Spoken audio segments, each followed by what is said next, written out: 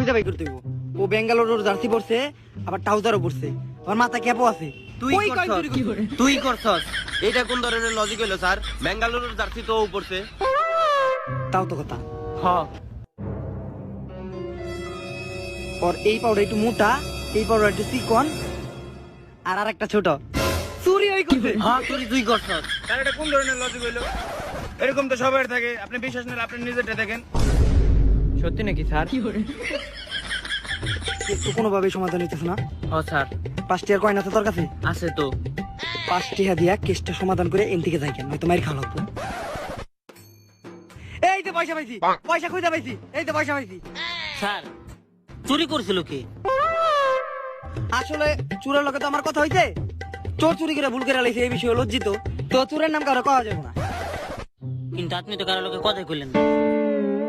কইছি তো, মনে মনে ওটা সবাই দেখতে পারে না। হ্যাঁ,